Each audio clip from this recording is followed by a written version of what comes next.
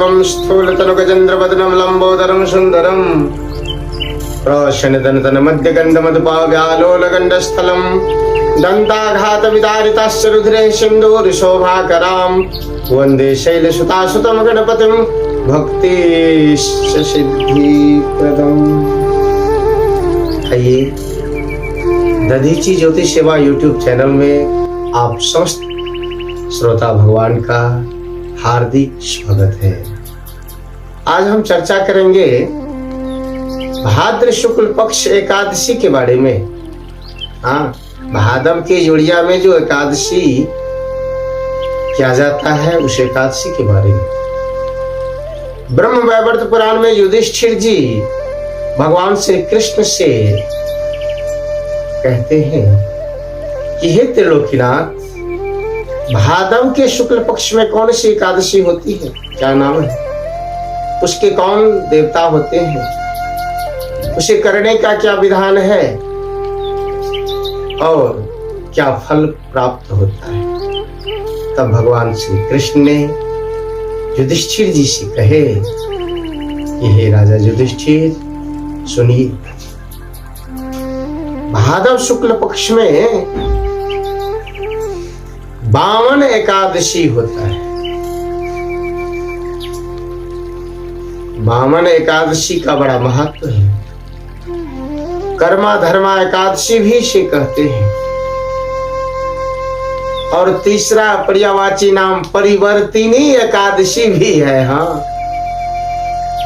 परिवर्तिनी एकादशी इसलिए कि भगवान अभी जल शयन में है, चातुर्मास्य चल रहा है और भगवान बामन एकादशी को, भाद्र शुक्ल एकादशी को करवट बदलते हैं, कर फेरते हैं। तो भगवान ने जो एकादशी को करवट बदले, जलशाही भगवान, इसलिए इस एकादशी को परिवर्तिनी एकादशी भी कहा जाता है। इसके प्रधान देवता बामन भगवान है। उनकी कृति तीनों लोक में ज्ञात प्रख्यात है। उनके बारे में क्या कहा जाए। त्रेता युग में भगवान वामन का अवतार हुआ था। ऐसा हुआ कि थोड़ी बहुत इंद्र की गलती से राजा बलि स्वर्ग पर चढ़ाई कर दिए, धावा बोल दिए और सिंहासन अपने अधीनस्थ करके लाखों वर्ष तक राजा बने रहे स्वर्ग के, यानी देवताओं के राजा बने रहे। कई यज्ञ आदि किया, धर्म आदि करते रहे। राक्षस होते हुए भी बलि स्वर्ग में यज्ञ करना शुरू कर दिए। अब कुछ दिन के बाद सभी देवता लोग इधर कंदरा में, गुफा में मुंह छुपाए फिरते हैं। कहाँ जाएं, क्या करेंगे, ऐसा हो गया। तब बृहस्पति ने देवताओं के साथ भगवान विष्णु के शरण में गए। बार बार स्तुति की कि हम देवताओं का लाज बचाओ, हे हरि हमारा दुख हरण करो। तब भगवान ने वामन अवतार लिए।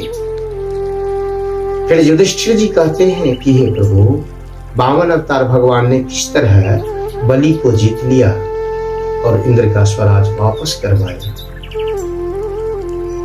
तब भगवान कहते हैं कि वामन भगवान सिर्फ 52 उंगली के थे, नट्टे से थे, छोटे से जवान थे। वो जन्म लेकर के ब्राह्मण का वेश बना करके याचना करते करते दरबार तक आए। राजा बलि से 3 डेग पृथ्वी मांग लिया। उसी 3 डेग में, 3 पग में ब्रह्मलोक, समस्त संसार आदि को नापते गए। उनका सारा धन धान नाप लिया अब कुछ बाकी ही रह गया था 3 कदम पुरने में। तब बलि को वामन भगवान ने कहे कि बलि, अब तुम बताओ कि मैं अब कहाँ लूं, मेरा तो अभी कुछ बाकी रह गया है दान। तब बलि ने कहे कि प्रभु, आपका ये चरण बड़ा पवित्र है, आपके चरण से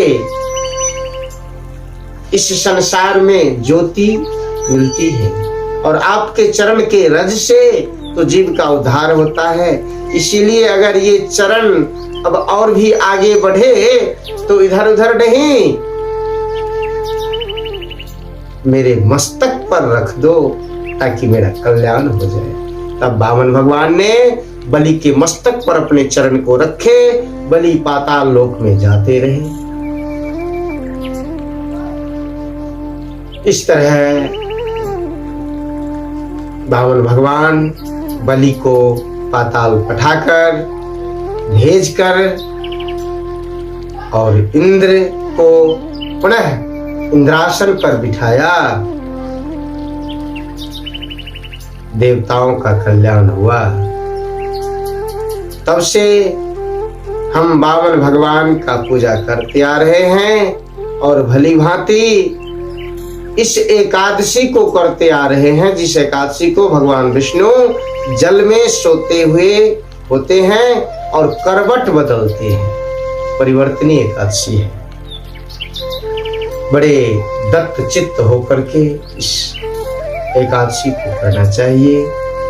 एकादशी बेशक आप नहीं कर पाए तो कोई बात नहीं, लेकिन कथा अवश्य सुननी चाहिए। कथा का बड़ा महत्व होता है। जहां तक कि फलाहार के बारे में, इस एकादशी में ककड़ी का फलाहार उत्तम माना गया है। काकड़ी समझते हैं ना, काकड़ी, वही ककड़ी का फलाहार इस परिवर्तनीय एकादशी में, कर्मा धर्मा एकादशी में उत्तम होता है। क्यों? ऐसा क्या है काकड़ में? तो जो ककड़ी का फलाहार करके इस एकादशी का व्रत लेते हैं, वो पशु योनि से छुटकारा पाते हैं। उनको पशु योनि में नहीं जाना पड़ता है। ऐसे हमारे वामन भगवान का कृपा है। तो आइए, इस तरह आप सब भी ककड़ी का फलाहार लेकर के इस कर्मा धर्मा एकादशी व्रत को करेंगे और इसका लाभ लेंगे, कथा को सुनेंगे। पशु योनि से छुटकारा मिल जाएगा, पशु में नहीं जाना पड़ेगा। और दधीची ज्योतिष सेवा यूट्यूब चैनल को लाइक, सब्सक्राइब और शेयर करेंगे। धन्यवाद। जय श्री राधे।